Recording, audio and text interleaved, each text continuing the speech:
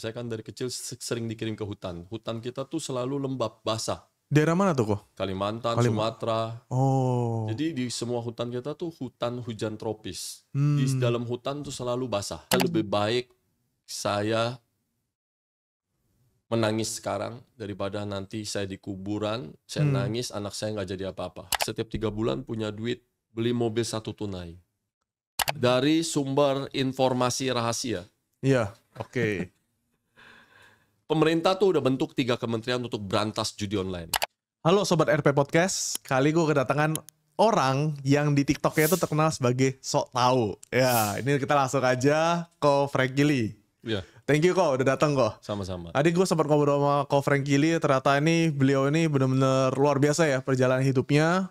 Nah makanya kenapa konten-kontennya Ko Franky Lee ini ternyata banyak banget mengedukasi, terutama di TikTok nih. Cuma yang gue penasaran adalah, kan konten-konten lu ini kan bener-bener ya kok, lu kalau bahas konten tuh lu bisa mendalam gitu, pembahasannya gitu. Kalau gue boleh tahu, kok lu bisa dapat ide atau nggak bisa dapat hal-hal itu sedalam itu gitu? Mungkin boleh bisa diceritain, maksudnya masa lalu gimana, kok lu bisa bahas konten tuh setahu itu gitu? Iya. Jadi gini, karena dari dulu tuh saya punya kebiasaan buruk. Ya, Saya tuh selalu banyak baca. selalu banyak baca. Apapun saya baca. Dulu kan kita masih kertas kan, koran Kompas, majalah-majalah Tempo, majalah Iya. semua ekonomi, warta ekonomi. Saya selalu beli, saya selalu langganan, saya selalu baca. Oh, Nah, oke. tapi ada suatu titik masalah. Hmm. Karena kebanyaktauan saya itu, saya jadi selalu menaklukkan orang. Menaklukkan orang. Iya, saya selalu mau lebih menang dari orang, lebih pinter dari orang. Saya mau jadi menguasai orang, gitu kan. Oke, jadi ketika topik apa lu pingin dalemin sampai sedalam itu gitu. Ya, jadi pada saat itu saya mulai koreksi diri saya. Saya merasa jadi orang seperti itu tuh nggak bagus. Oh, Menurut saya nggak bagus.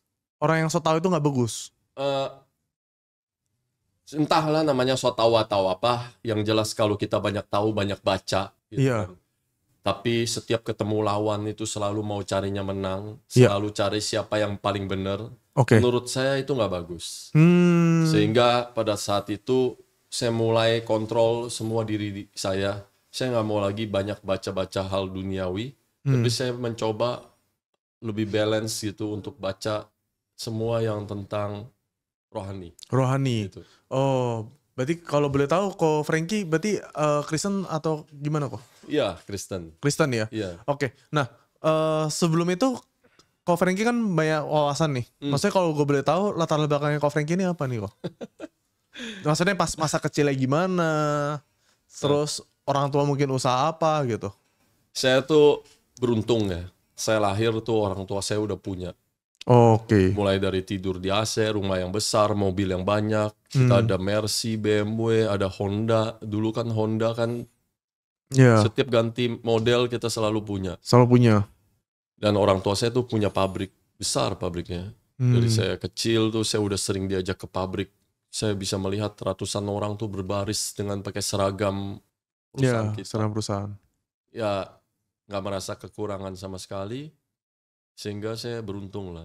Gitu. Oke. Nah, terus setelah itu kok Franky artinya diwarisin dari orang tua dong? Atau gimana tuh? Pengennya sih diwarisin. Pengennya Itu diwarisin. mimpi dari semua orang. Oke. Pengen lahir di keluarga konglomerat, itu juga mimpi dari semua orang. Tapi kenyataannya mimpi itu harus berakhir. Ada kenyataan yang harus saya jalanin. Pada saat saya kuliah, orang tua saya tuh bangkrut. Karena kebetulan usaha orang tua saya tuh kayu. Saat Presiden Soeharto menjabat, kayu tuh adalah seperti emas. Kita tuh setiap tebang selalu dibeli sama perusahaan triplek. Karena perusahaan triplek tuh butuh terus. Diekspor ke Jepang, diekspor ke Eropa gitu. Semua mereka butuh triplek. Tapi pada saat Presiden Soeharto jatuh, Presiden Habibie melanjutkan, Presiden Gus Dur terpilih. Di zaman Presiden Gus Dur lah kita tuh dapat tekanan dari IMF. Oh, dari Ya, IMF. kan waktu itu Indonesia kan mungkin bangkrut, butuh pinjaman uang bisa menjalani pemerintah lagi. Ya. Tapi pada saat itu IMF memberikan peraturan bahwa Indonesia tuh boleh dikasih pinjaman asal bisa jaga hutannya. Karena hutan Hmm, kita tuh salah satu hutan hujan tropis, di mana kita tuh jantungnya dunia. jantungnya dunia, Ya, Indonesia. betul. Jadi setiap saya ke hutan, saya kan dari kecil sering dikirim ke hutan. Hutan kita tuh selalu lembab, basah. Daerah mana tuh kok? Kalimantan, Kalimantan. Sumatera. Oh. Jadi di semua hutan kita tuh hutan hujan tropis. Di Hmm, dalam hutan tuh selalu basah. selalu basah. Ya, selalu basah. Karena namanya hujan Itulah tropis ya. sebabnya lapisan ozon kita tuh selalu bisa makan dari hutan kita. Gitu. Oke. Terus berarti kok Frankie pelajarin semua dong tentang usaha kayunya orang tua dulu ya? Ya, dulu saya tuh dalemin banget. Dalemin banget. Apa yang kok Frankie pelajarin ketika di hutan itu? Tadi kan gue dengar ada cerita seru nih. Ya, jadi kan gini. Saya tuh dari kecil tuh ya selalu belajar, banyak belajar dan berusaha menjadi yang terbaik. Ya. Jadi semua pohon saya tuh pelajari. Saya bisa lihat dari jauh ini pohon apa, pohon apa, pohon apa. Kita tuh namanya triplek, nggak semua pohon, jenis pohon kita ambil. Kita Oke. cuma ambil meranti, keruing, nah banyak macam sih. Kayak macam. Nah, kita tuh biasanya survei itu ada darat dan udara. Saya biasanya sering naik helikopter untuk survei dari udara. Sebab kalau kita beli data dari negara, pemerintah, di situ kelihatan hijau. Tapi kan kita nggak tahu itu pohon jenis apa. Ya. Tahu-tahu kita urus izinnya, ternyata pohon buat tripleknya malah sedikit. Kita jadi rugi. Makanya sering kali saya survei dari udara, saya tuh bisa lihat ini pohon yang buat triplek. Oke. Mana yang pohon bukan, mana yang pohon iya, mana yang pohon diameternya 50 feet up yang bisa buat triplek. Kalau yang diameternya kecil masih belum boleh. Oke, berarti pelajarin semua lah ya. Ya, banyak Oke. pelajarin. Nah lalu ketika di hutan tadi kan gue denger tuh, Ko Frankie ini kan pas di hutan ternyata pendidikan dari ayah ini kan luar biasa ya. Iya. Ko Frankie ya, boleh ceritain kok. Ya makanya saya juga bingung ya. Apa orang tua saya sengaja atau enggak? Tapi saya sering dengar didikan orang Chinese, keturunan Chinese kan katanya keras. Iya. Bagi orang Chinese zaman Iya, dulu lah ya. mungkin. Kalau sekarang mungkin lumayan manja ya. Saya nggak tahu. Oke. Suatu hari nanti saya akan didik anak saya keras. Sebab Oh. saya lebih baik saya menangis sekarang daripada nanti saya di kuburan, saya nangis, anak saya nggak jadi apa-apa. Wah. Sekeras apa dulu kok? Dulu, apa sekarang? Dulu yang Ko Frankie alami. Dulu waktu saya di rumah sih saya dimanja. Tapi begitu dari remaja, setiap libur sekolah saya selalu dipaksa ke pabrik kerja. Ke pabrik kerja. Ya, saya kerja di pabrik. Oke. Mulai dari SMP ya, setiap libur saya pasti ke pabrik kerja. Ngapain aja tuh? Kerjaan saya ya bisa mainin semua mesin. Mainin semua Kita ada mesin. mesin kayu, mesin serut 4 sisi, Iya. mesin molding yang kalau bikin ukir-ukiran ini. Saya kan ada bikin bingkai foto, Iya. terus bikin flooring yang buat lantai. Ah. Lantai itu mesti kayu keras, kayu keranji, kulim, kempas, segala macam. Nah, terus kita pokoknya semua mesin saya pasti pelajarin. Pelajarin. Ya, Sekeras apa didikan orang tua ke Ko Frankie dulu? ya suatu ketika saya pernah dikirim ke hutan. Dikirim ke hutan. Ya. Saya tuh kalau di hutan ya handphone apapun tuh nggak akan bisa nyala. Gak ada sinyal. Selain nggak ada signal, zaman dulu handphone masih mahal. Oh mungkin. iya, betul. Gede-gede. Ya, kita kepala manajer yang paling tinggi di hutan dikasih handphone satelit yang antenanya panjang, yang bayarannya mahal. Ya. Tapi saya ini cuman dianggap karyawan kecil, saya mulai dari bawah. Jadi saya nggak pegang apapun. Nggak pegang apapun. Iya. Kalau mereka yang di base camp, di main camp, mungkin masih pegang radio SSB. SSB itu radio yang Nusantara itu. Yang harus bikin antenanya tinggi. Nah kalau saya mulai dari bawah dikirim dari orang tua saya ya. Saya pernah berpikir, kok orang tua saya sengaja ninggalin saya di hutan ya? Kok setega ini ya? Iya. Kok apa pengen saya mati apa gitu kan? Oke. Sebab waktu di hutan itu, saya tuh sampai 2 minggu hidup di hutan tanpa makanan, harus berjuang seperti kita di pramuka, bahkan ini lebih ganas dari pramuka. Kayak gimana tuh kok? Jadi kan kalau hutan itu jalanannya tuh bukan jalanan aspal. Kita tuh jalanan yang dibikin sama bulldozer. Bulldozer tuh bakal bikin jalan sendiri. Jalanan PT atau jalanan proyek lah orang-orang situ sebut. Jadi kalau satu kali hujan, 1 jam aja, itu 3 hari nggak bisa dipakai jalan. Karena jalanannya susah. Jalan susah? Ya, mobil-mobil zaman dulu kan, waktu saya masih dikirim ke hutan, kita pakainya cuma Panther pick up, hardtop. Nggak seperti sekarang yang double cabin ini yang bisa 4 ban jalan semua. Tapi saya rasa kalau mobil yang sekarang dikirim itu juga susah jalan. Susah jalan. Tanah-tanah di Sumatera itu terlalu lembek. Sampai sekarang? Di Kalimantan itu masih mendingan. Tapi Kalimantan juga susah karena di situ banyak gambut. Di situ kan terkenal tanah gambut. Tanah gambut tuh artinya airnya tuh banyak. Airnya banyak. Ya, sehingga tanahnya jadi hitam, banyak lumut. Banyak lumut ya. Ya. Makanya kan ban mobil biasa tuh susah, kecuali kita bulldozer. Karena bannya tuh pakai rantai. Gitu. Nah, saya tuh cuma bawa bekal sedikit, makanan sama duit sedikit. Tapi kalau udah di dalam hutan tuh nggak ada warung. Nggak ada warung? Ya, karena hujan saya tuh nggak bisa keluar. Iya. Nah, makanan saya tuh cuma nasi bungkusan yang itu. Kan kita bungkus nasi kan nggak bisa sampai 3 hari, basi. Iya, betul. Oh, cuma nasi tanpa lauk? Iya, saya cuma nasi yang kita kalau makan tuh banyak. Kayak, susah dah kalau ngomong kayak kuli dah. Maaf. Iya, nasi kuli lah ya. Pokoknya ya, gede dah. Kita sengaja makan siang sampai malam. Tapi kan nasi saya tuh habis, ya kan. Iya. Besoknya saya tuh harus bertahan hidup. Itu nggak ada lauk itu nasinya? Ada. Ikan, kembung, sayur, telur, ya pokoknya sayur sederhana lah. Ditinggal berapa lama tuh? Ya karena di sana hujan terus, saya tuh menghitung ya, dari matahari terbit saya garisin pakai kayu, pakai apa aja. Dibikin garis-garis gitu. Setiap matahari terbit itu saya hitung 14 hari lebih lah.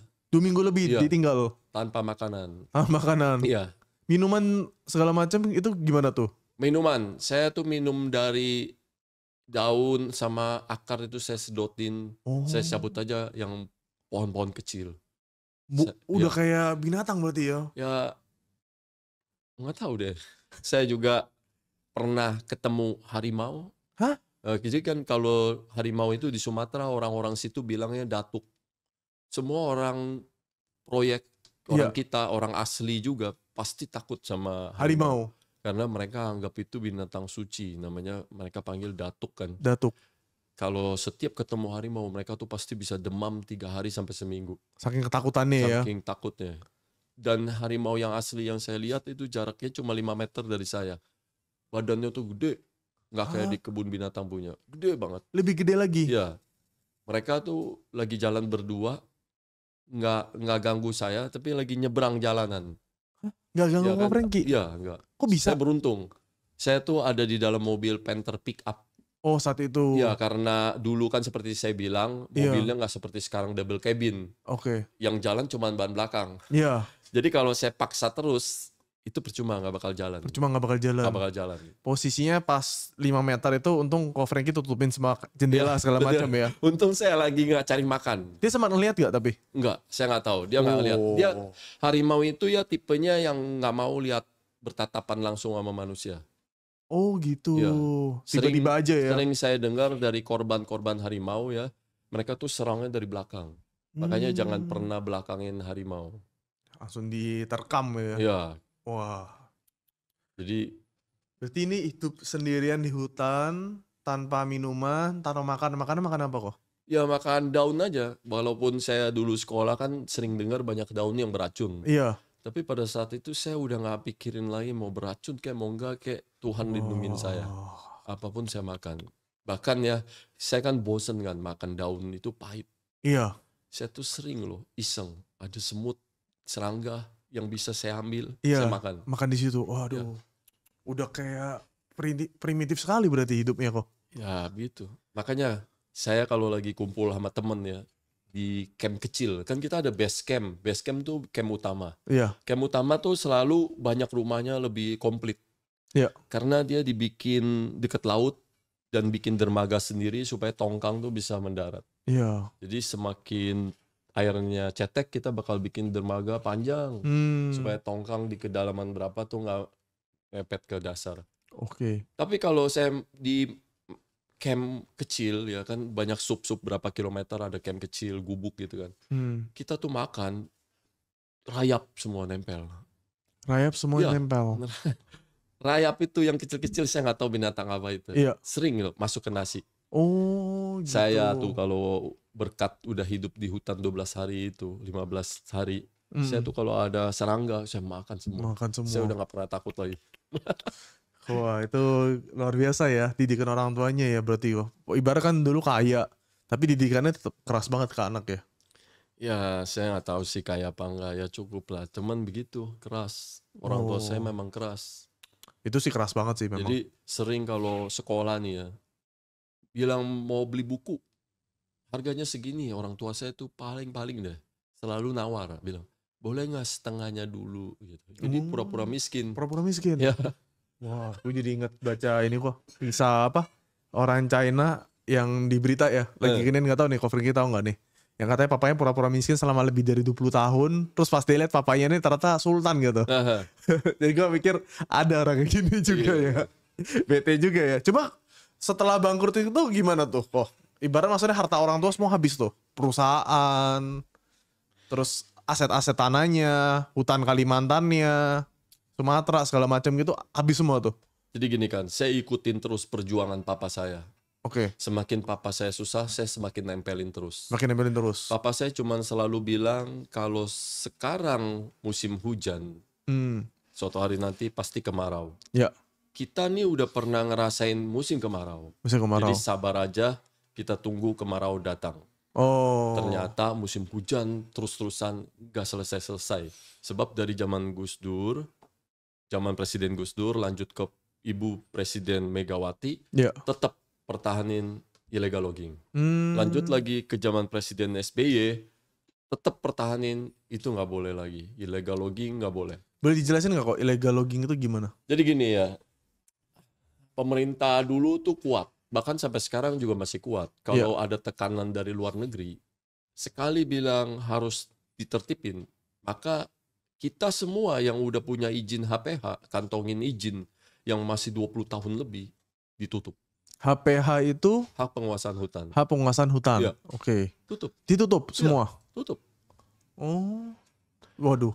Makanya kan dari sana saya punya ilmu pelajaran buat diri saya jadi pengusaha sekarang. Dari sana saya belajar bahwa saya nanti jadi pengusaha, saya tuh nggak pernah boleh melawan aturan. Saya harus ikutin terus kemana aja dia pergi. Aturan-aturan. Ingat, setiap kita melawan, kepercayaan diri kita makin tinggi. Besok, suatu hari pasti ada hal yang nggak bisa dilawan. Iya. Kalau itu nanti gempa bumi, kita tuh semua nggak bisa lawan. Oh. Tapi kita percaya diri, bisa lawan. Akhirnya mati. Malah mati ya? Iya. Oleh sebab itu, saya terbiasa sekarang selalu nggak mau lawan. Saya ngalah, saya akan cari jalan keluarnya. Berarti dulu sering melawan? Dulu. Melawannya seperti apa? Saya selalu harus bisa. Apa yang orang lain nggak bisa, saya harus bisa. Oh, terabas terus. Iya. Jadi kalau ada peraturan itu malah dilanggar gitu. Betul. Ya? Saya sih nggak bilang melanggar sih. Oke. Ya cuman saya selalu cari celahnya. Selalu Tapi cari celah. kalau sekarang saya nggak pernah mau cari celah, biarin aja saya jadi orang bego, orang lain pinter nggak apa-apa. Ya. Yang penting saya mau tertib. Mau tertib di situ. Oke. Kalau gue boleh tahu nih kok, kan ibarat orang tua bangkrut nih, terus kok ikutin jejak-jejaknya gitu lah ya. Tapi kan ujung-ujungnya bangkrut semua, habis harta ya berarti ya? Ya karena papa saya terus berpikir bahwa suatu hari nanti akan kemarau. Akan kemarau? Ya, ternyata hujan terus. Kita hujan terus dan nombok terus. Nombok terus. Karyawan tuh ada ratusan, kita bayarin terus. Abodemen listrik aja dulu kita nggak pakai aja di pabrik, nggak pakai. Bayar bisa 160 jutaan. Nggak pakai loh. Bisa 160 juta? Ya, sebab kan dinamo mesin kayu tuh gede-gede. Oh. Bisa 100.000, berapa ratus ribu kVA. Bisa hidupin satu RT mungkin. Tetap aja dibayar karena ada abodemen. Perusahaan harus tetap hidup kan gitu ya. Pabrik harus bayar abodemen. Iya. Dan karyawan kita bayarin semua gajiannya.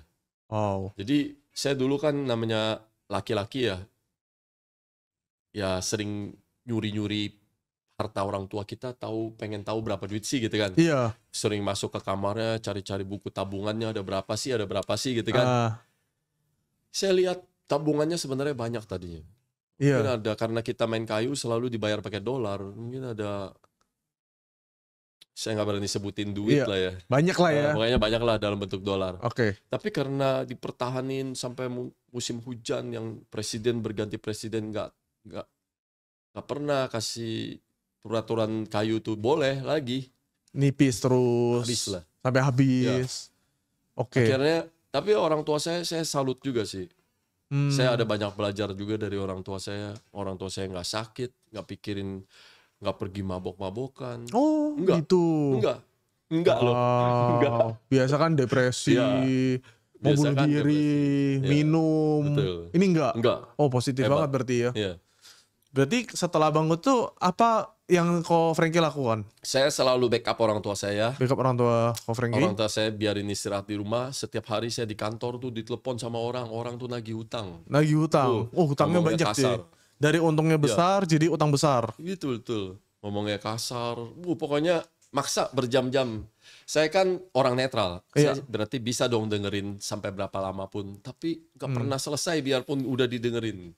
Mau sampai berapa jam kayak dibahas terus. Iya, muter-muter itu terus. Oke. Lalu Ko Franky setelah itu tetap bantu orang tua atau enggak ada usaha sendiri akhirnya atau ada kerjaan? Saya itu dari dulu saya nggak tahu ya. Saya paling sayang lah sama orang tua saya. Cuman ya saya nggak berani ngomong juga. Ya saya setia sama orang tua saya. Bahkan saya pernah mau direkrut sama orang Malaysia ya, datuk ya. Jadi kalau di Malaysia kan yang kaya-kaya kan datuk kan. Iya, betul. Si datuk ini tuh, papa saya waktu bangkrut di kayu, papa saya tuh jadi calo tanah. Calo tanah untuk kelapa sawit dan tambang batu bara. Oke. Kita bebasin lahan, urus izinnya, bisa sampai 20.000 hektar, 50.000 hektar. Wow. Itu nilai uangnya ya sampai 200 miliaran, bisa. Cuman calo ya ini. Calo, oke. Nah, saya temenin papa saya, kita pergi ke Sumatera, pergi ke Kalimantan, kita naik helikopter, kita survei pakai darat, pakai mobil yang Hilux itu loh, Mitsubishi. Oke. Hilux apa sih? Toyota ya? Saya nggak tahu lah, pokoknya saya berganti-ganti lah. Berganti-ganti. Pokoknya yang double cabin itu, Mitsubishi Strada. Oke. Itu kan jalanan Kalimantan kan kering. Jadi pecah-pecah, retak-retak. Kita panjang 12 jam di dalam mobil, itu pinggang tuh sakit. Iya, 12 jam sih. Nah, si datuk itu punya orang kepercayaan, orang Inggris. Dia terkenal di dalam Indonesia. Dia tuh bekerja sebagai staf khusus, staf ahli di Kementerian Kehutanan. Nah, dia ikut kita karena kan ini transaksi besar. Iya. Ya, saya nggak tahu ya, mungkin dari situ sering pergi, sering bersama. Dia tahu orang tua saya susah, dia mencoba bantu saya. Mau nggak saya ikut dia? Saya ikut deh ke Malaysia datuk ya gitu. Iya, akhirnya ikut. Saya sebenarnya mau. Sebenarnya saya mau. Iya. Tapi saya merasa saya sayang orang tua saya. Duit bagi saya bukan nomor satu. Orang tua saya nomor satu. Saya selesain lah tugas saya dulu sama orang tua saya. Gitu aja. Setelah selesai tugas? Jadi saya ikutin terus orang tua saya. Iya. Main calo tanah. Iya. Kita main calo tanah kelapa sawit, tambang batu bara. Tapi akhirnya saya itu nggak mau lagi di tambang dan di kelapa sawit. Kenapa? Bahkan terakhir aja saya tuh sebenarnya udah ditugasin untuk jadi manajer di tambang nikel di Makassar. Mobil udah dibeli, mobil Pajero yang 4x4 itu. Ada 2, sebab manajer bukan saya doang. Iya.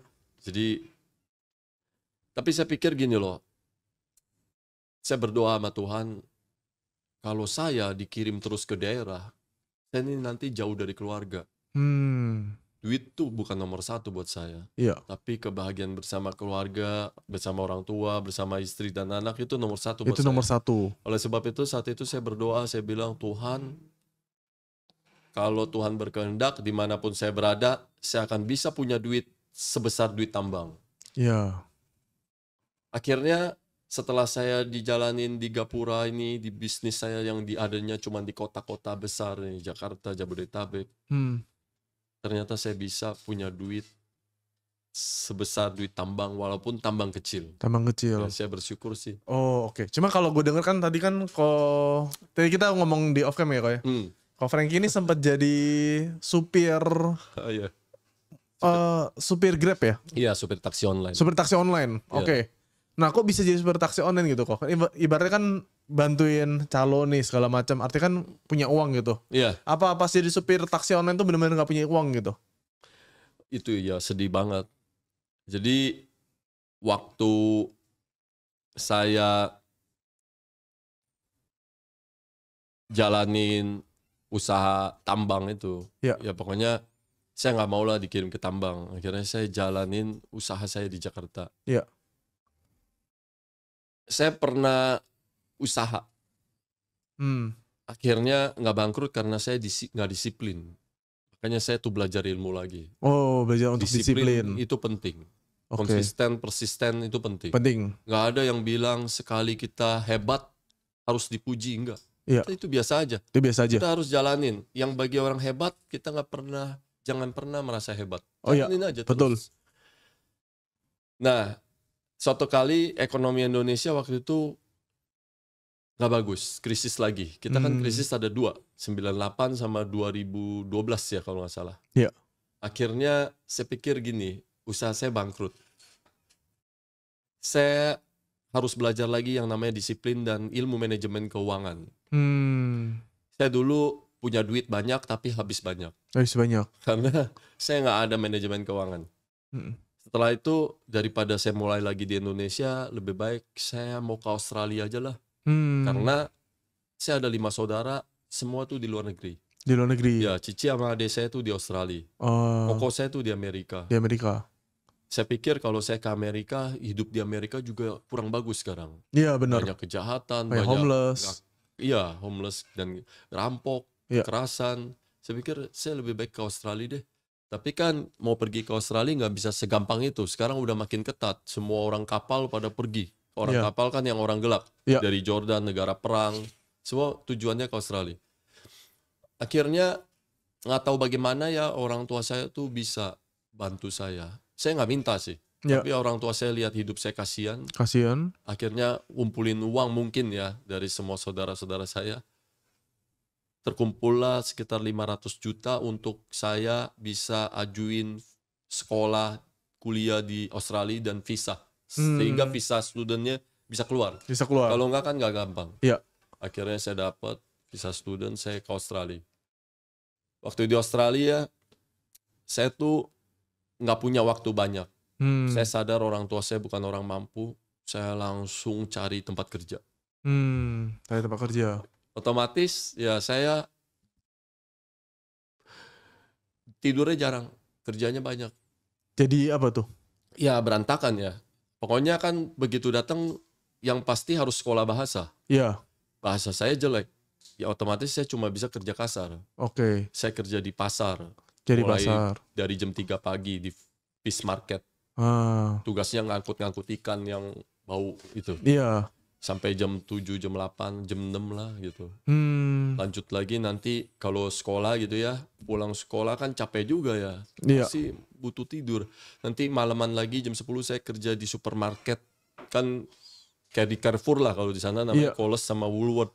Kita tuh ngisi-ngisi barang di supermarket. Kan setelah diambil-ambilin sama konsumen, kita harus dari gudang isi-isi lagi di rak. Supaya besok pagi buka udah barang banyak. Nah, terus kok bisa jadi supir taksi itu gimana ceritanya? Nah, gini. Saya tuh banyak kerjanya. Kalau Jumat, Sabtu, Minggu saya pernah jadi security di tempat hiburan malam di Australia. Jadi kan asal mulanya gini. Saya pengen hiburan, tapi saya sadar saya orang susah. Saya nggak berani macam-macam. Otomatis saya pergi hiburan, tapi kerja jadi security. Jadi biar sekalian gitu ya. Nikmatin sekaligus jaga. Ya, ternyata nggak bisa hiburan juga karena tugas kita berat. Kita setiap dipukul nggak boleh balas mukul. Dipukul orang mabuk? Iya, orang bule kan ngelihat kita mungkin dia tahu kita pendatang, lemah, nggak berani lawan secara hukum. Iya, bener. Berani dia. Kalau lagi mabuk dihajar. Pasang badan aja ya lah ya. Dan kita nggak boleh lawan. Nggak boleh lawan. Untungnya saya itu dulu taekwondo, jadi semua rahang saya tuh udah jadi. Setiap dipukul saya tuh kuat. Perut ini semua udah jadi. Tahan aja lah ya. Tahan aja lah. Oke. Berarti yang lu kalau Frankie jadi supir taksi ini ceritanya di Indonesia atau di Australia? Ya, Indonesia. Jadi Indonesia. Saya kan pulang nih dari Australia. Iya. Ya. 2016 apa 2017 ya. Jadi kan saya berangkat 2012. Iya. 2016 apa 17 lupa ya. Saya balik pulang. Pulang itu karena mau Imlek. Oke. Jadi semua saudara yang dari luar negeri janjian nih mau kumpul di Indonesia di tempat orang tua. Ternyata setelah pulang saya nggak mau balik lagi ke Aussie. Karena saya pikir gini, kalau saya balik lagi di Aussie, saya cuma bisa jadi kuli. Iya, jadi kuli. Saya terakhir tuh kerja di restoran. Saya kerja tuh satu hari bisa 18 jam. 18 jam? Ya, 18 jam. Saya memang punya duit, karena 1 jam itu dibayar $20. Iya, 18 jam berarti lumayan ya. Iya, saya bisa dapat 4 juta hampir lah. 4 juta sehari? Sebulan saya bisa 80 jutaan. Penghasilannya? Penghasilan saya. Tapi kerja 18 jam per hari? 18 jam. Saya tidur itu di Ubin, barang kardus-kardus itu. Kan selesai pulang dari restoran, di rumah saya tinggal, bos saya kan sayang sama saya lah, saya nurut orangnya. Suruh kerja lembur, saya lembur. Suruh bersihin dapur, saya bersihin.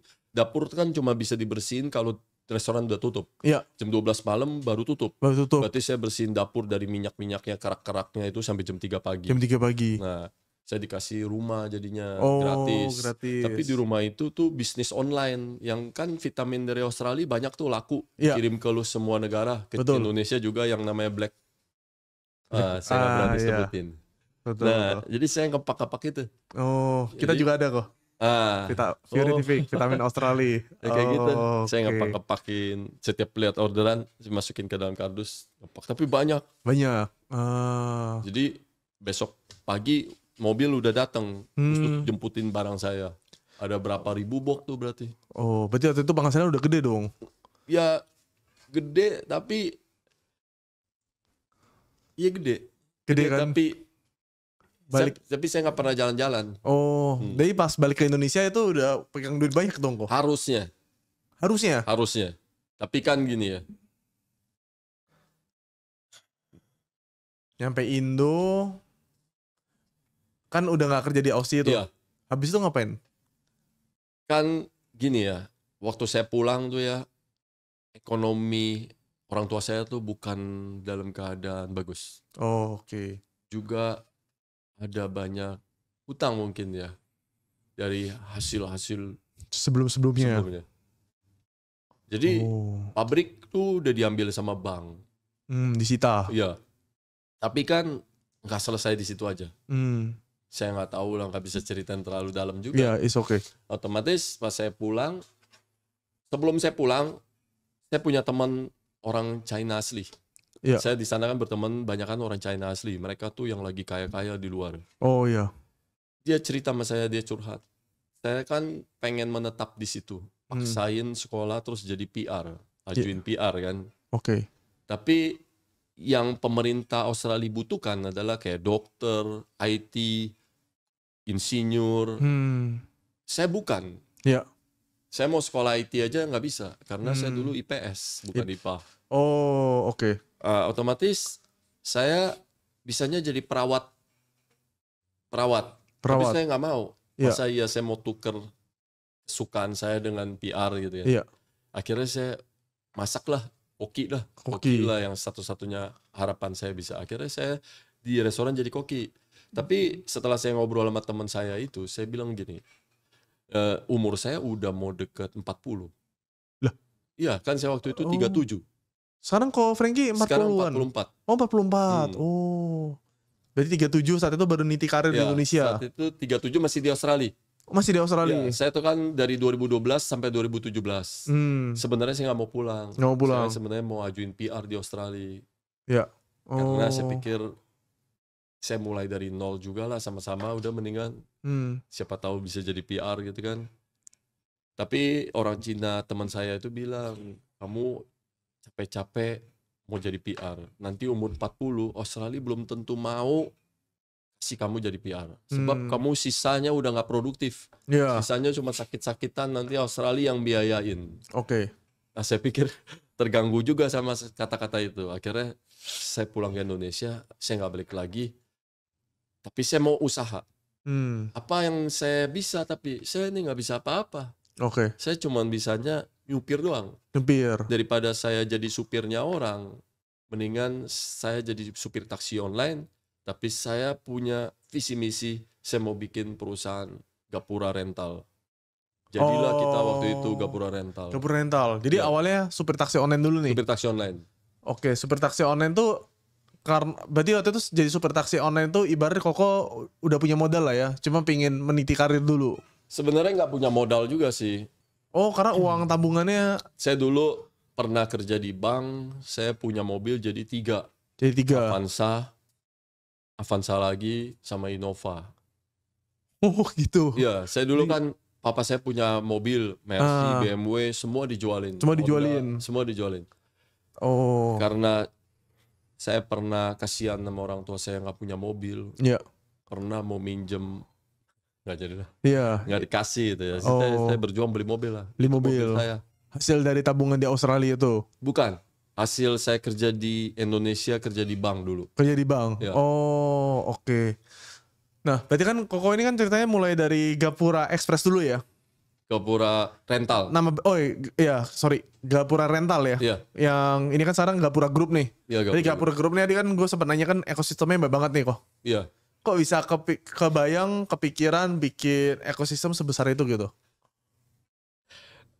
Gini kan, waktu saya susah, waktu saya nganggur, nggak punya kerjaan, saya tuh nontonin YouTube. Dulu kan belum ada TikTok, belum ada FB, saya nggak tahu lah, ada mungkin, cuman saya lebih nontonin YouTube. Daripada saya nontonin yang lucu-lucu, mendingan saya nontonin kisah konglomerat. Kisah konglomerat. Jadi banyak kesaksian konglomerat, saya nontonin. Kebanyakan mereka cuma ngomongin tentang kalau mau jadi kaya, bikinlah sesuatu yang dibutuhkan banyak orang. Kalau mau kerjain jasa, kamu harus selesain masalahnya orang, gitu kan. Nah, otomatis ya saya udah putus asa, nggak pernah bisa punya duit. Saya udah banyak kerja tapi muter-muter nggak bisa punya duit. Saya putus asa, saya nggak mikirin lagi kaya. Yang saya pikirin saya harus bantu banyak orang. Dimulai dari usaha saya pertama adalah Gapura Rental. Saya dulu supir taksi. Dimana saya mau punya mobil aja susah. Mobil saya tuh mobil yang saya warisin bekas dulu kerja di bank. Otomatis dulu tahun 2017, tapi saya masih pakai narik mobil tahun 2012 punya. 5 tahun yang lalu lah ya. Ya, mobil tua dong. Tapi banyak supir-supir lain yang mau narik mobil taksi tapi nggak punya mobil. Otomatis saya cuma berpikir, saya kan mau bantu banyak orang nih. Saya akan mulai dari sana. Saya harus sediain mobil, kasih lapangan pekerjaan buat supir-supir yang mau narik tapi nggak punya mobil. Nah itu gimana caranya, kan nggak punya modal tuh? Nah, saya dulu pernah kerja di bank. Jadi saya tuh bisa mengajukan pinjaman. Nah, tapi yang ada ditolak. Karena gini ya. Saya dulu memang kerja di bank. Saya tahu kok ilmunya cara tembusin kredit. Mau dari yang hitam sampai yang putih. Ada semua. Ada ilmunya. Tapi saya tadi pernah ngomong, saya pernah bangkrut. Sehingga saya akan mulai dengan semua yang benar. Walaupun saya bisa tembusin, saya nggak mau. Pakai jalur putih aja gitu. Jalur putih, tapi saya ditolak. Tolak. Nah, terus gimana tuh? Akhirnya saya narik taksi selama setahun. Tapi saya udah bikin program. Saya bikin goal setting, saya bikin per bulan saya harus ngapain aja. Selama saya narik taksi, itu uangnya kecil-kecil. 20.000, 15.000, 50.000, 150.000, saya sering nangis loh. Saya mikir gini, dulu papa saya bisa kasih saya kaya. Kenapa saya sekarang nggak bisa balas budi kasih papa saya kaya? Iya. Kalau uang yang saya dapat cuma segini, sampai kapanpun saya hitung nggak akan pernah bisa kaya. Iya, betul. Otomatis saya nih dulu narik taksi bisa 20 jam loh. Sehari. Ya, saya tetapin kalau nggak 800.000 tunai, saya nggak bakal pulang. Dengan kondisi punya istri dan punya anak. Saat itu saya belum. Oh, belum. Oke. Ya. Jadi masih Jadi mama saya hajar. tuh seperti jadi istri saya. Kan kalau ngasih single, mama kita jadi istri. Iya, betul sih. Setiap hari saya setorin ke mama saya nih, 800.000. Oh. Mama saya tuh sering kebiasaan. Kadang-kadang saya pulang capek, mama saya udah nagih, mana duit setoran. Terus dari situ kumpul uang buat beli mobil lagi atau buat ngajuin pinjaman tuh? Dari situ saya tabungin kasih mama saya. Ya. Tapi bisa jadi punya 487 mobil.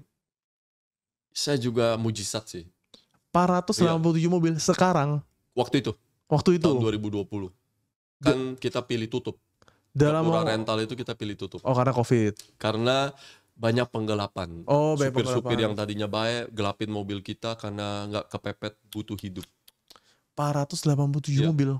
Kok bisa sampai 487 mobil? Gimana ceritanya kok? Jadi kalau ditanya bisanya pasti karena Tuhan nih. Iya. Karena begini, setiap saya narik taksi, banyak penumpang tuh kasih saya tip.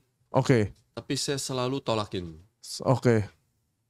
Karena saya percaya saya nggak akan bisa kaya dari manusia. Udah, saya harus kaya dari Tuhan, berarti saya harus hidup sesuai Tuhan. Iya. Penumpang banyak yang saya kasih gratis. Misalnya dia biksu. Iya. Biksu kan ada yang kuliah di Trisakti. Saya jemputnya dari Greenfield lah. Saya nggak tahu tuh ada wihara besar. Oke. Dia disekolahin, dikuliahin.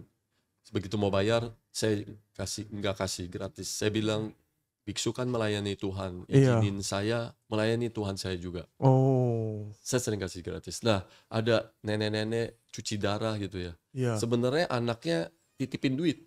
Bahkan telepon. Tolong jagain mama saya ya, mama saya harus cuci darah, saya kerja di Sudirman, gak sempet. Begitu cuci darah, Oma kan saya panggilnya. Oma udah ngasih saya duit. Saya nungguin loh kan, cuci darah 2 jam, harus istirahat 1 jam. Betul. Saya nungguin, tapi saya pinter cari rute tarikan. Semua deket-deket semua. Kalau gede saya tolakin. Oke. Ntar 3 jam, udah waktunya saya jemput. Omanya sampai rumah ngasih duit sama saya 150-an, karena anaknya kasih lebih. Iya. Tapi saya nggak pernah mau ambil. Saya bilang, Oma simpen aja. Simpan saya aja. masih sehat, bisa cari duit. Oma percaya sama saya. Oma pakai duit ini. Nah, sering. Makanya sampai dengan sekarang kalau saya muncul ya, mungkin orang tuh cuma bisa hafal inget muka saya, tapi belum tentu tahu nama saya. Oh. Karena saya pun pernah naik taksi. Iya. Saya kan pernah jadi supir taksi. Iya. Otomatis sekarang setiap naik taksi online, saya ini sering berbagi ke supir taksi. Oh gitu. Pernah ada supir yang persis kayak saya. Pernah. Dikasih uang tip nggak mau. Nggak mau. Jarang sih. Jarang banget. Apa yang terjadi, saya cuman ingat kelakuan dia, tapi saya lupa bentuk mukanya. Iya. Tapi ingatan itu ada di hati saya. Betul. Jadi orang tuh harus seperti itu. Gitu kan. Bener. Nah jadi saya dulu ya, sering banyak yang saya kasih gratis. Anak sekolah nih, begitu datang rame-rame. Patungan. Saya bilang, pas dia mau bayar, saya bilang, adek gak usah bayar, adek saya kasih gratis. Adek bilang gini, kok abang baik sih? Saya bilang gini, saya sok malaikat. Iya. Kalau adek merasa abang ini baik, lanjutkan kebaikan ini ke orang lain. Beramalnya banyak nih. Iya. Tapi kan, saya tiap hari tetap berdoa, Tuhan izinin saya kaya, Tuhan tolong kasih saya kaya. Saya kasihan orang tua saya menderita, selalu dihina dari saudara. Dulu orang tua saya kaya, saudara saya mungkin pada dengerin. Iya. Tapi begitu bangkrut kan mereka yang menjauh. Tadinya bosen dengerin, benci jadinya. Iya. Merasa orang lu dulu so pinter. Iya. Apa yang lu ngomong tuh salah. Betul. Dihukumkan lu gitu. Karena sekarang menderita. Nah, Oke. Makanya dulu tuh saya berusaha bisa punya duit lawan saudara-saudara saya. Semakin saya lawan tuh semakin saya nggak bisa. Nggak bisa. Tapi akhirnya saya ikhlasin, saya nggak pikirin untuk lawan. Saya jalanin aja hidup saya. Ya alhamdulillah ya, saya nggak tahu. Terus Puji Tuhan. gimana ada mujizatnya kok? Kok bisa ada 487 mobil saat itu? Jadi gini ya, sampai sekarang saya juga masih merasa itu mujizat. Sampai sekarang saya selalu menganggap saya tuh orang bodoh dan cuman beruntung. Jadi saya selalu berdoa dan saya selalu jalanin yang Tuhan mau. Menurut saya sih. Iya. Setiap tuh orang mau kasih saya nggak mau. Saya selalu bilang, ibu maaf nggak usah. Ini udah tugas dan kewajiban saya. Ibu nggak perlu bayar saya lebih. Saya selalu balikin dan nggak mau. Nah amalnya banyak nih. Iya, saya sering kasih gratis. Walaupun setiap pulang saya curhat nih sama mama saya. Ma, tadi saya kasih orang gratis loh. Mama saya selalu maki-maki saya. Bego lu katanya. Kita kan di rumah juga harus makan. Sebab waktu itu di rumah saya sayurnya tuh ya cuma nasi, tempe, tahu, ikan kembung tuh bonus. Kalau nggak sayur kangkung. Wow. Dulu sayur di rumah saya tuh ada 9 macam sayur. Kita kan kalau orang Chinese ya, keturunan Chinese gitu ya, percaya bahwa 9 macam sayur itu lambang kemakmuran. Di meja makan saya tuh besar. Ada 9 macam sayur. Sekarang malah makan nasi, tahu, tempe gitu ya. Nasinya nih, kalau dulu beras kita tuh beras Thailand. Yang kecil-kecil jangkung wangi. Begitu kita bangkrut, beras kita tuh yang beras biasa. Beras murah. Terus gimana dapat bisa, itu gimana kok selanjutnya kok? Nah, saya sering cerita mama saya dikasih gratis, mama saya marah. Tapi saya dalam hati bilang gini, mama tunggu ya, sabar. Saya udah bilang putusin bahwa Tuhan yang kasih saya kaya. Mama tunggu sebentar lagi, kita tunggu lihat sama-sama. Saya cuma jalanin itu, ternyata ya uang yang saya 800 ribu itu selalu saya bilang, Ma itu uang pakai aja buat mama, buat hidup. Saya nggak pernah mau ngambil. Tapi ternyata karena saya rajin ya, Grab tuh waktu itu ngasih saya bonus banyak.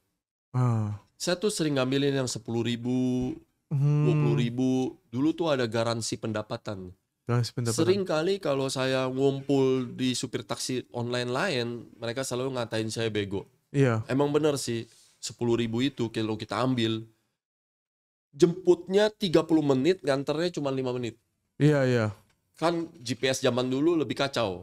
Apalagi yang di gang-gang. Waduh, mati dah. Habis waktu. Padahal mah kalau 10 ribu kan 5 menit juga nyampe. Betul. Tapi jemputinnya 30 menit. Gile. Ya, jadi kalau dipikir-pikir emang rugi. Tapi saya jalanin. Saya nggak peduli. Saya nggak mau curang. Nggak mau mainin fake GPS. Nggak mau tolak orderan. Semua saya ambil. Ternyata setiap hari Selasa di Grab saya tuh dapat bonus. Bonusnya itu bisa 12 juta. Setiap itu uang saya kumpulin. Saya nggak pernah libur loh. Selama kerja nih hari Minggu nggak pernah libur. Ada libur. Kerja terus. Kaki saya nih kayak pincang-pincang nih dua-duanya. Setiap hari pincang. Tidur cuma sebentar. Nah akhirnya setiap 3 bulan punya duit beli mobil 1 tunai. Setiap 3 bulan? 3 bulan. Dari hasil nge-Grab? Ya dulu mobil Avanza Xenia yang paling murah tuh cuma 120 juta. Coba tinggal dihitung. Tadi kan ada 12 juta setiap minggu. Kali 48. Ya. 48 juta. Kali 3 bulan. Ya udah kumpul juga ya. 144 juta ya. Betul. Oh, makanya kebeli mobil dari situ. Mobil tunai. Setiap 3 bulan. Setiap 3 bulan. Sampai kok bisa sampai saya udah berhasil punya duit di mutasi saya. Kalau bank tuh kan sistemnya mutasi. Dan saldo mengendap. Ya. Saya kelihatan nih dari storan-storan driver. Saya tuh udah punya 5 mobil. Saya langsung pecahin 1 mobil saya yang dulu Avanza lama itu. Dapatlah 120 juta, saya ajuin kredit, dapat 5 mobil. Dapat 5 mobil. Oh, gitu ceritanya. Dari 10 mobil ya. Saya mulai kebentuk lagi, saya pecahin, ngajuin 10 mobil, tapi ke banyak bank. Saya kan dulu kerja di bank. Saya ngerti cara mainnya. Semua saya pecah, semua bank saya adu. Sekali saya udah dapat PO dari bank ini, tinggal saya tunjukin, pamerin ke bank yang lain. Kalau BCA aja udah ngasih, MyBank, Bank Mandiri. Pasti kasih. Mandiri kan ada 2, Mandiri Tunas Finance, Mandiri Utama Finance. Nah, Adira, ACC itu Astra Credit Company. Daihatsu, TAF, Toyota Astra Finance, semua pada ngasih. Semua pada Nanti ngasih. 10 bank udah 100. Nah, berbekal dari situ lagi saya jalanin ya. Mulai itu berkembang. BCA tuh bisa ngasih saya tuh langsung 50 mobil. 50 mobil. Iya. Dari 50 mobil itu PO-nya saya tinggal kasih ke Bank MyBank. MyBank kan dulu jago juga di mobil. Iya. Nih BCA aja udah kasih saya 50. Oh, gitu strateginya. Gitu strateginya. Nah, cuman ini kok, ini kan sebenarnya Sama kayak kartu kredit lah. sama kayak kartu kredit, bener-bener. Gue jadi ingat kartu kredit tiba-tiba. Nah, cuma yang ini kan artinya kan lu ngambil risiko nih kok. Artinya lu minjem ratusan mobil, bener gak? Ya, Kenapa sepede itu gitu? gini ya. Saya tuh sebenarnya orangnya juga penakut. Dulu saya pernah gagal gara-gara punya kartu kredit banyak. Iya. Saya dulu papa saya punya pabrik, kartu kredit saya tuh gede-gede Limitnya. kakinya. Oke. Bisa satu kartu kredit kalau dulu anak SMA cuma dapat 3 juta, saya pun bisa dapat 20 juta dulu. Oh, oke. Pertama disetujui. Pertama Sebab mereka disetujui. datang ke pabrik saya. Hmm. Akhirnya saya jadi hutang 80 juta. 80 juta. Iya, Buset. saya nggak bisa bayar. Tapi saya orangnya baik, tanggung jawab. Ah, Lama-lama papa saya tahu, setiap dapat gaji 8 juta, saya langsung cicilin. cicilin. Oh. Tapi saya salah ternyata. Saya cicilin sampai setahun nggak selesai-selesai. Karena yang saya bayar tuh 10%, 10%, 10%. Ada Kan 8 bunga. juta, 8 juta kan kalau 80 juta kan 10%. Iya. Tapi saya bayar ke banyak bank, ada 8. Oh. Jadi setiap bulan nggak pernah selesai. Gak pernah selesai. Akhirnya saya baru ngerti ilmunya. Oh, saya harus fokus bayarin satu. Bayarin satu. Satu cepet tuh pasti selesai. Iya. Nanti lama-lama selesai. Baru ke bank lain. Tapi akibatnya bank yang lain tuh kirim surat, Kirim surat. kirim debt collector Iya. ke rumah. Ke rumah. Nah, saya jadi banyak belajar di situ. Makanya sejak saat itu saya tuh putusin nggak mau berhutang. Nah, kenapa di mobil saya berani? Iya. Karena saya ini pernah nggak tidur. Oke. Saya pernah bikin di kertas blueprintnya.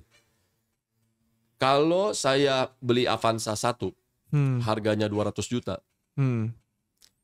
dipakai kerja dapatnya 6 juta. Kan 200 juta nih, Iya. saya beli tunai. Oke. 200 Dipakai juta. kerja, sebulan dapatnya 6 juta. Sebulan 6 juta. Kan sehari setorannya 200 dulu. Oke. Ya. Tapi kalau 200 juta ini saya kredit ajuin, dapatlah 10 mobil. 10 mobil. Ya, Oh. kan DP-nya 10%. Iya. Oh, paham. Dapatlah 10 mobil. Iya. Saya pakai kerja nih, Iya. dapat 60 juta. Dapat 60 juta. Tapi saya kan harus bayar bank setengah. Iya. Kan bunga sama cicilan. Iya. Jadilah sisa bersih 30 juta. Sisa bersih 30 juta. 30 juta lawan 6 juta, ini udah kalah jauh. Oh. Sampai kapanpun nggak kekejar. paham. Iya. Nah, ini memang hutang. Beresiko memang beresiko. Tapi mobil ini saya pakai buat sewa. Seandainya suatu hari terjadi apa-apa, saya akan pulangin ini mobil. Wah, Iya, betul. Balik lagi. Iya, selesai. Artinya itu jaminannya. Ibaratkan ngutang beli mobil. Iya, Kalau nggak lunas ya udah mobil dibalikin. betul. Mobil balikin, saya nggak minta kembali. Sebab kan oke. menurut peraturannya mereka akan lelang Iya, dan lebihnya mereka akan balikin ke kita. betul. Tapi saya nggak akan minta kembali, ini udah resiko saya. Oke. Dan Saya siap salah gitu oke. Dan ketika punya banyak mobil itu ternyata malah lancar semua ya. kan. Lancar. Sebab yang seperti tadi saya bilang, saya pernah tuh ke bank cicilin mobil sampai receh-recehan, kan nggak cukup kan duitnya. Iya. Receh-recehan saya cari di mobil ribu-ribuan, saya cari di kamar, di kolong kasur, ketemu. Kumpulin, anterin ke bank. Saking takutnya. Saking takutnya. Wow. Ya, sebab saya bangun rasa ketakutan saya. Oke. Sehingga saya jadi tertib sekarang. Tapi jadi sukses ya, karena secara hitungan matematika semuanya lancar ternyata ya. Jadi semua jadwal tagihan, saya selalu minta sama bank, tolong dibikin setiap tanggal 1, tanggal 5, tanggal 10, tanggal 15, tanggal 20, tanggal 25, tanggal 30. Oke. Jadi walaupun dia minta pencairan, kan setiap mobil datang harusnya pencairan dong. Ya, Saya nggak mau, saya maunya per tanggal. bertanggal ya. Jadi saya tuh tertib bayar ya. Tertib bayar. Oh, mantap ya. Kebaca gitu, setiap Kebaca. tanggal berapa. Oke. Nah, sekarang kan kalau Frankie ini kan ibaratnya tiba-tiba dari yang awalnya supir taksi online, terus berani kreditin mobil sampai ratusan, terus bisa dibilang lancar lah ya usahanya dari situ ya kok ya. Akhirnya baru bangun namanya ekosistem yang lain nih. Kan kalau kita bicara Gapura Group kan sebenarnya banyak banget nih kok. Ya, Terus gue denger cabangnya udah berapa kok? yang Gapura Office. Ya Gapura 20. Office. 20. Ya, Kalau Gapura Groupnya? Gapura grupnya ya. Iya. Kita tuh 50 lah hampir. 50? Dalam waktu berapa tahun itu? 2018 ya kita Berarti mulai. dalam waktu 6 tahun aja udah 50? Ya ini masih kalah sih sama orang lain. Orang lain tuh lebih cepat, lebih maju, lebih hebat. Tapi ini jalanin semua sendiri? Ya sendiri juga, ada juga yang dibantu sama teman. Oh, partneran Ya, dan segala macam. betul. Nah, mungkin Ko Franky ini kan sebenarnya kan gue awalnya kenal Ko Franky ini dari konten TikTok nih. Bahasnya tentang judi online gitu. Iya, ya. Boleh diceritain dikit gak? Maksudnya judi online tuh emang yang Ko Franky tahu tuh gimana sih? Sampai Ko Franky itu bahas tentang judi online dan pencucian uang gitu. Enggak lah, ini sebenarnya khayalan saya aja karena saya nonton film bioskop Nomor Bet. Oke. Jadi karena sekarang saya tampil di media, itu kan ada konten kreatornya berarti kan. Iya. Konten kreator tuh selalu sebelum take syuting itu selalu kasih saya bahan, suruh saya belajar. Iya. Tapi saya tuh nggak mau maksain belajar karena apa? Suatu hari nanti saya pasti akan dipanggil seperti begini. Iya. Kalau saya ketahuan belajar, maka pas saya datang tuh pasti kosong. Iya, ilmunya kosong. Nah, oleh Cetek. sebab itu saya maunya apa adanya. Jadi semua apa adanya. Terus kalau Ko Franky lihat ini kan memang beberapa minggu ini kan kita dengar media ya tentang judi online. Terus nanti apa korban judi online ini nanti malah di apa? Dapat apa? Bansos ya? Ya. Ya, dapat bansos. Menurut Ko Franky gimana tuh? Jadi kan gini ya. Menurut sok taunya Ko Franky. Makanya kan kita kan sering nonton berita ya. Ada 3 kementerian yang bergabung mau berantas judi online. Iya.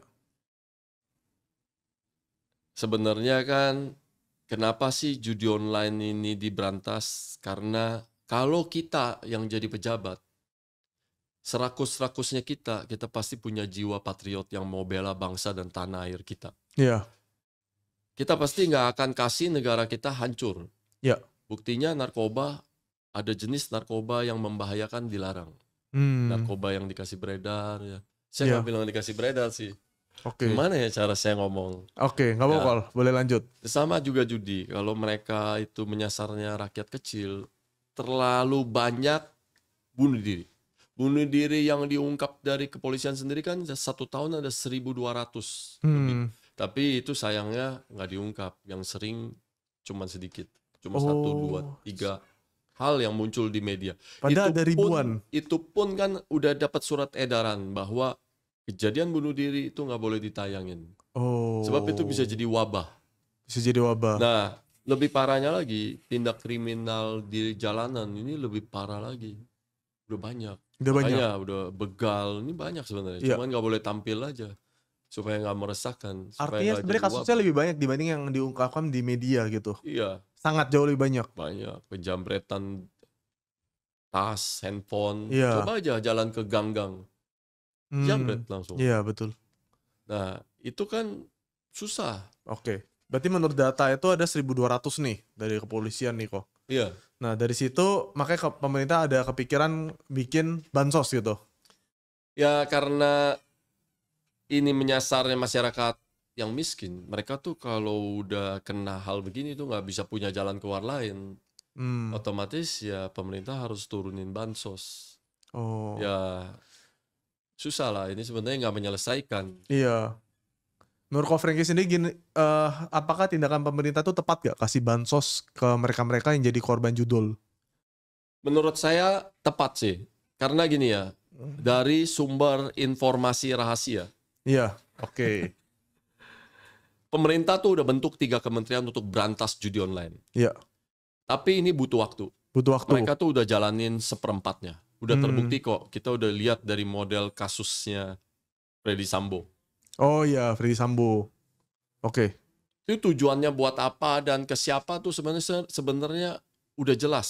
Kalau kita bisa baca, udah ketahuan arahnya. Ya. Sekarang judi ini akan diberantas. Tapi karena butuh waktu, kalau rakyat nggak tahan, ini tindak kriminal di lapangan tuh parah. Parah sekali. Sehingga pemerintah tuh akan cepet tutupin dulu lewat bansos. Sementara judi online ini akan diberantas. Oke. Ini judi online udah mulai berubah kok sekarang metode perilakunya. Sekarang Oh. mereka udah naikin supaya nggak menyasar rakyat rendah lagi. Sebab Oh. mereka tuh punya data statistiknya. Kalau mereka tangkap di bawah, pendapatan uang mereka tuh makin besar, lebih besar. Iya. Sekarang mereka tangkapnya sengaja naikin di atas supaya yang bawah-bawah nggak bisa main lagi. Gimana caranya tuh yang bawa nggak main lagi? Sedangkan mereka tuh kan iklan di mana-mana tuh kok. Nggak, tapi mereka udah tetapin batasnya minimal 800.000 kalau nggak salah. Oh. Jadi kalau dulu kan bisa 50.000, 100.000. Untuk top up-nya. Iya. Sekarang ada minimumnya. Betul. Oh, jadi itu ibarat buat mencegah orang-orang bawah buat main gitu ya. Betul. Oke, ya oke. Nah, cuma kalau gitu berarti sekarang itu korban-korbannya judul itu udah bisa ngeklaim tuh bansosnya. Ya, saya nggak begitu ngikutin beritanya sih. Oke. Tapi ya pasti bisa ya, nggak lama lagi ya mungkin ya. Berarti ini sekarang nih kalau misalkan mereka udah tahu info pemerintah seperti itu kok. Kalau dilakukan secara sengaja gimana tuh kok? Misalnya, oke, katanya dapat bansos. Oke lah, gue top up lah. Iya. 10 juta gitu. Terus gue kalah kan. Terus gue ngeklaim ke pemerintah gitu. Gue bilang, ini gue korban judi online. 10 juta gue habis, gue minta dong dikasih bansos gitu. Apakah dibalikin 10 jutanya atau maksudnya ya cuma sekedarnya aja gitu maksudnya? Ya kan ketetapannya udah ada kan, cuman bansos doang kan. Sekedar bansos aja lah ya. Betul. Berarti jangan dipikir wah ini gue bakal jadiin permainan nih. Gue main gagal 10 juta, gue ngeklaim 10 juta ya nggak mungkin ya. Ini bukan kasus kayak Binomo kemarin ya kok ya. Yang gue liat Binomo kan kayak gitu ya. Mereka ngelapor mereka rugi berapa, terus sempat awalnya nggak mau dikasih, akhirnya dikasih juga gitu, dibalikin harta-hartanya semua. Berbeda berarti ya. Iya. Oke. Nah, terus gue kan sempat dengar juga nih kok, lu ada bahas judi online itu uangnya itu sering kali digunakan untuk money laundry ya. Iya. Boleh dijelasin gak sih money laundry itu seperti apa gitu? Saya takut juga ya. Saya sekali lagi saya mengaku hanya so tahu. Ya. Oke. Kita kan antar luar negeri itu punya peraturan ketat. Uang tuh nggak bisa beredar dari negara ke negara begitu gampangnya. Iya. Sebab uang-uang hasil pencucian dan gelap seperti ini itu terbukti bisa menjatuhkan sebuah negara. Iya. Mereka tuh bisa biayain mafia, pemberontak, segala macam gitu kan. Iya. Sehingga ada peraturan di mana kalau kirim uang secara besar-besaran tuh nggak bisa. Sehingga mereka akan puterin di dalam Indonesia ini. Tapi gimana cara puterinnya? Iya. Nah, kalau udah dilakukan menjadi usaha kan hasilnya udah jadi bersih. Oke. Dengar sih konon kabarnya ya, kebutuhan dari judi online pasti pinjaman online. Sehingga ini sinkron. Mereka akan buka pinjaman online. Oke. Tapi uangnya itu kan akhirnya sekarang menyasar, bukan hanya penjudi doang yang main. Semua kebutuhan karyawan yang pengen hedon hidupnya mewah jadi pinjam online. Iya bener sih. Nah, selain itu sih mereka ada buka tempat-tempat hiburan lain sih. Makanya kan kita lihat tempat hiburan itu besar sekarang. Makin besar. Semua kita kadang-kadang minum-minum sana murah-murah aja mereka udah bisa. Yang penting kelihatan trafficnya tinggi, perputaran uangnya cepat, keluarnya langsung bersih. Oh, Katanya paham. juga yang saya takut nih sebutnya. Ya ini so tau aja lah ya kok ya. Ini saya tahu doang. Kan kita pernah dengar ya, ini sih cerita katanya tempat pegadaian uang kan langsung merebak di mana-mana. Iya. Nah itu katanya juga. Terus mobil-mobil mewah juga. Saya nggak tahu sih benar apa enggak. Oh. Terus kan kita sering lihat makanan yang sekarang ini tiba-tiba jadi besar. Dari yang kecil-kecilan tiba-tiba jadi banyak cabang segala macem. Oke. Tapi Jadi ini so tahu aja. intinya ini so tau aja lah ya gitu ya. Oh oke. Tapi Paham. saya pernah dengar dari teman saya langsung. Mereka bangun tempat hiburan. Saya nggak berani sebut lah. Iya. Semua uang disiapin. Itu bangunannya aja semua bisa habis 50 miliar. Wow.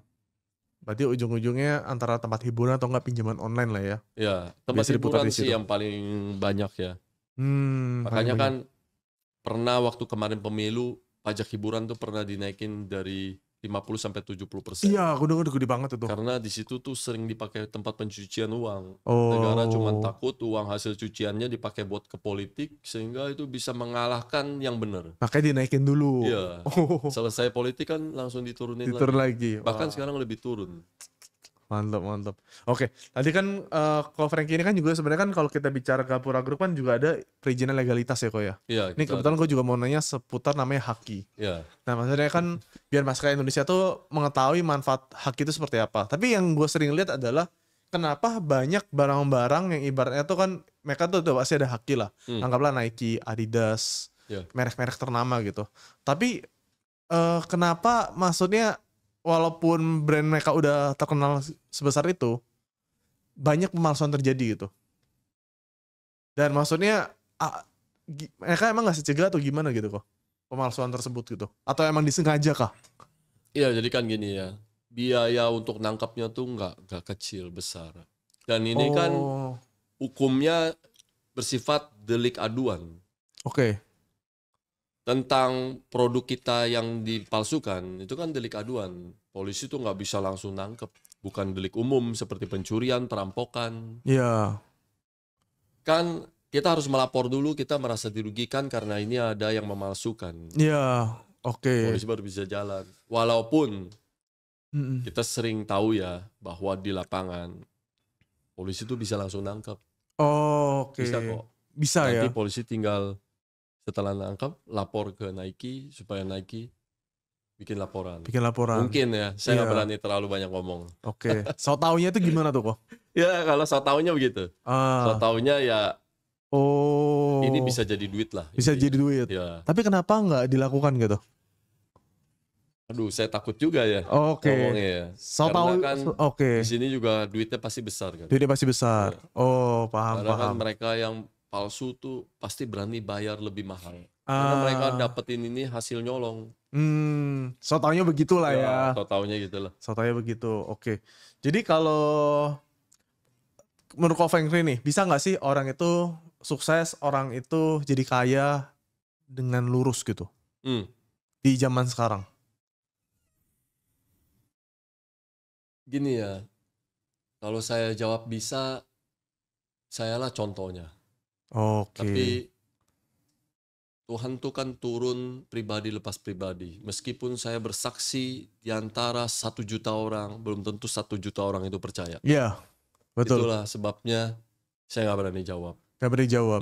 Walaupun dari sisi Ko Franky sendiri ngerasa Ko Franky ini sukses tanpa ada jalur gelap lah ya ibaratnya. Betul. Ya. Semuanya lurus. Semuanya lurus. Oke, kalau orang-orang mempertanyakan kok bisa sih dalam waktu singkat tuh hampir 50 cabang gitu.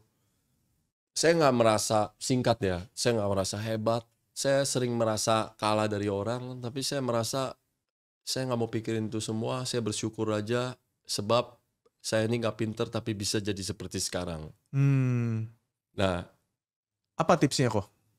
Tipsnya biar ibaratnya mereka itu bisa ngikutin jejak Ko Franky, mereka bisa sukses dengan garis lurus gitu. Saya sering cerita sih ke murid-murid saya gitu ya. Iya. Tapi belum tentu mereka semua juga bisa ngikut. Saya cuma bilang, saya ini sebenarnya nggak punya resepnya, nggak punya rahasianya. Saya cuma berdoa aja. Nah, tapi kalau kamu mau kaya dari Tuhan, kamu harus jalanin hidup kamu sesuai kehendak yang Tuhan mau. Sesuai sama kehendak yang Tuhan mau. Kalau kita udah mulai jalanin Tuhan dan ada Tuhan di hati kita, pastikan setiap kita ngambil tindakan tuh bukan egois gitu kan. Iya. Setiap kali ambil keputusan, saya tuh nggak pernah mikirin diri saya sendiri. Seringkali saya lebih mikirin orang lain. Saya sering ngalah. Sering ngalah. Nah, tapi seringkali kalau kita bicara keadaan dunia, kalau kita sering ngalah, nanti kita malah dipermainkan gitu.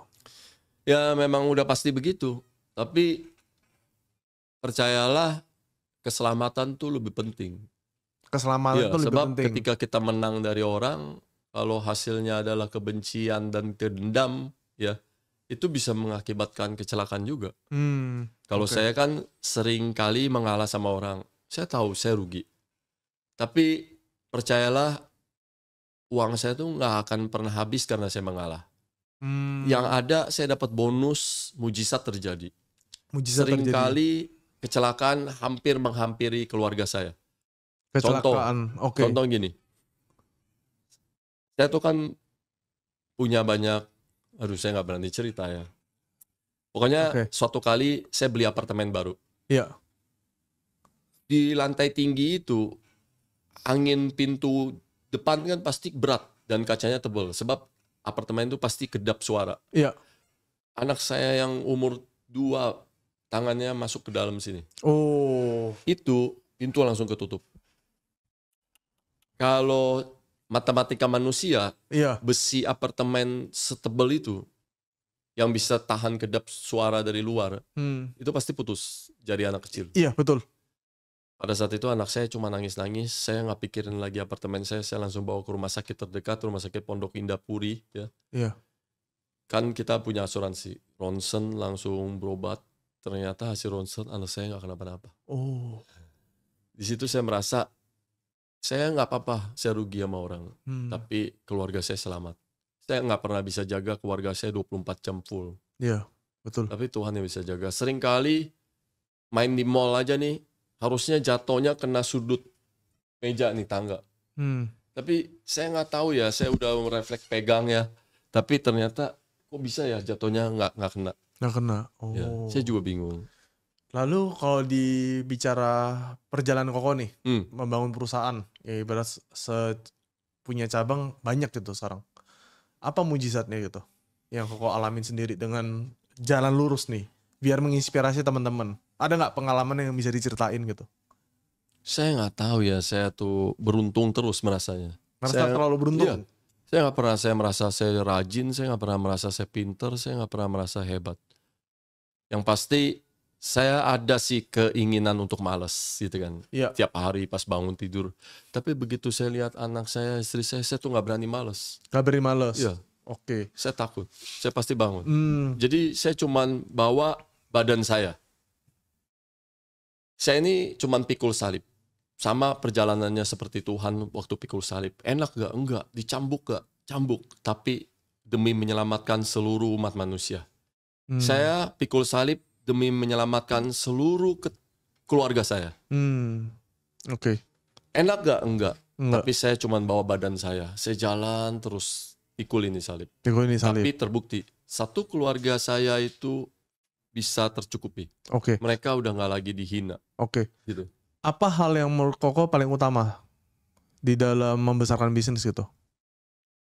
Apa ya hal utama ya? Iya, yang menurut Koko itu jadi panduan Koko dalam jalan bisnis agar bisa berkembang secepat mungkin. Tadi kan Koko cerita kan, Koko dari supir taksi online punya ide gimana caranya melakukan namanya pinjaman ke bank gitu. Iya. Ibarat dibanding beli satu mobil cash, gue DP aja banyak mobil gitu kan. Terus sisanya gue cicil, tapi habis itu banyak tim-tim gue yang ibaratnya tuh ada pemasukan untuk menyicil mobil-mobil tersebut gitu sampai usahanya bisa maju gitu. Iya. Itu kan artinya adalah Koko itu berpikir berbeda dengan kebanyakan orang gitu. Ya kalau dulu kan saya belinya mobil. Ya. Sekarang saya udah mulai properti. Mulai masuk properti. Yang saya cicil dan mainin tuh properti. Sama konsepnya seperti itu.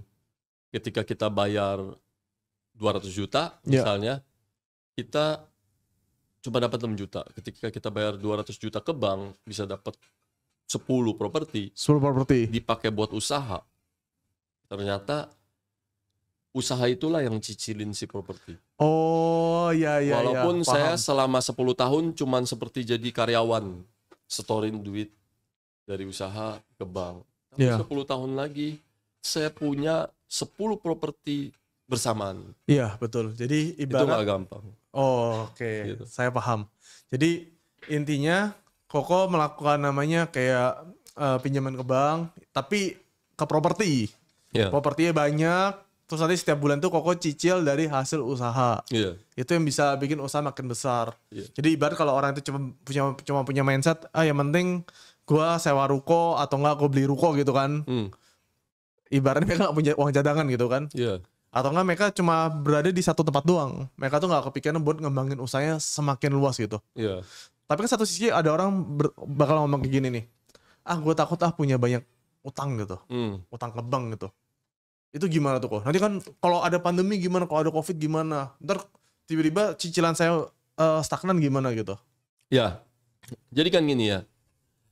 Dulu waktu bisnis tambang batu bara, orang selalu bilang jangan lo main bisnis tambang batu bara. Nanti kebijakan pemerintah berubah. Mati lo. Tapi ada orang yang jalanin tetap. 5 tahun lagi beneran mati. Bener mati. Pemerintah larang. Iya.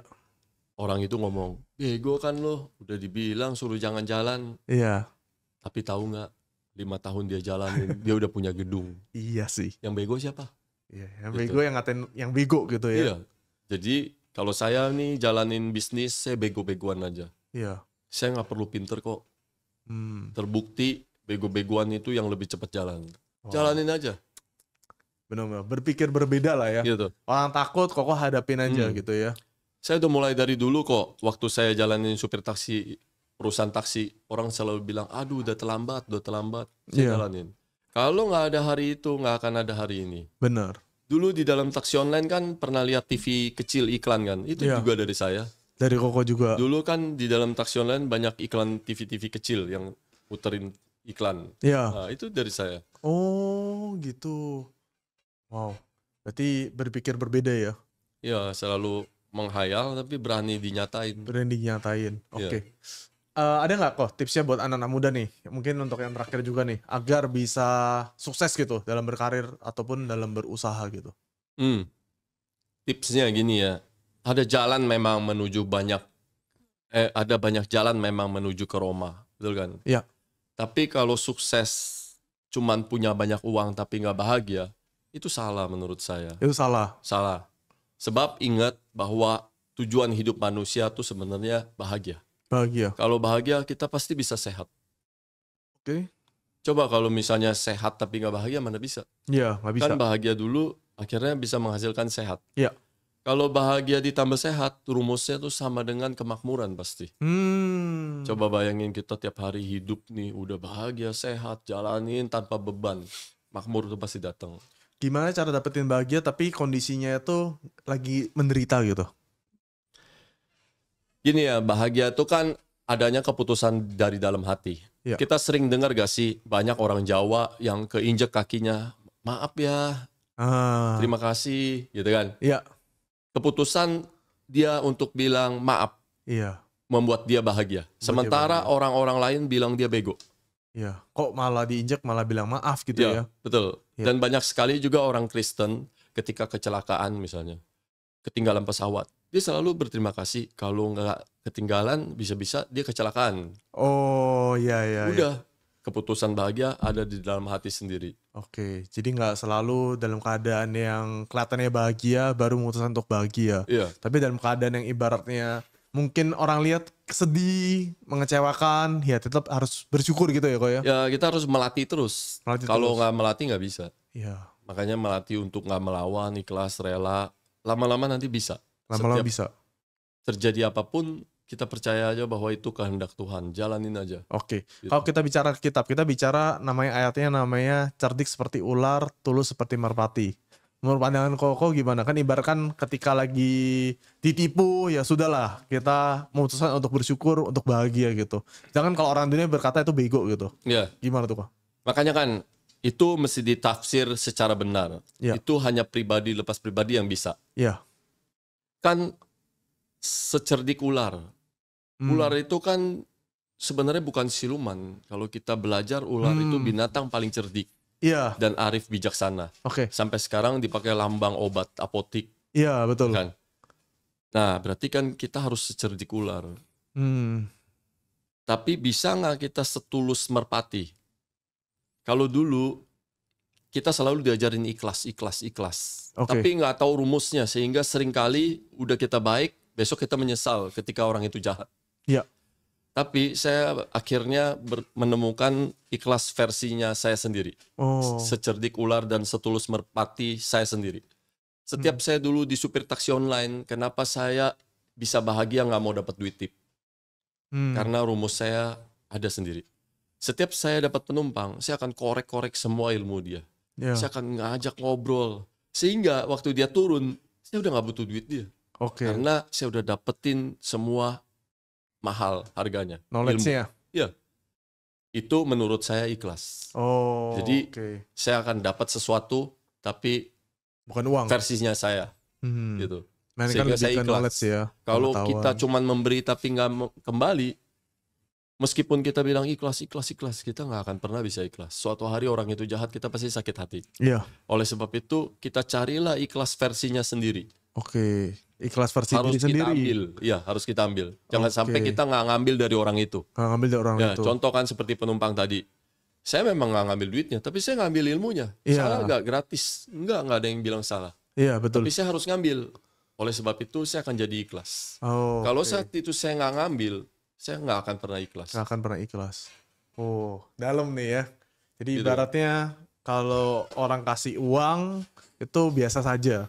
Tapi kalau orang kasih ilmu itu jauh lebih berharga daripada uang sebenarnya. Dan Ya. itu yang dikatakan namanya cerdik ya. Ya. Oke, keren nih. Oke, mantap. Oke, thank you Kak Franky ya. Jadi gue sama-sama. dapat banyak hal nih buat teman-teman semua yang gue yakin bisa mengedukasi kalian, menginspirasi kalian kalau ternyata sukses itu bisa loh didapat walaupun kita melakukan hal-hal baik dan hal-hal yang lurus gitu tanpa melanggar aturan. Oke, ini bukti nyatanya ya Kak Franky ya. Mungkin nanti teman-teman juga bisa ikutin juga TikToknya Ko Franky karena Ko Franky juga sering berbagi di TikTok, di Instagram ya. Iya. Franky Lee ya Ko ya. Franky Lee. Franky Lee, nanti teman-teman bisa follow, bisa ikutin semua. Dan gue yakin pasti akan mengedukasi dan menginspirasi teman-teman semua untuk jauh lebih sukses. Dan tentunya untuk jauh lebih cerdik dan bijaksana. Sukses buat lo semua, Sobat RP Podcast.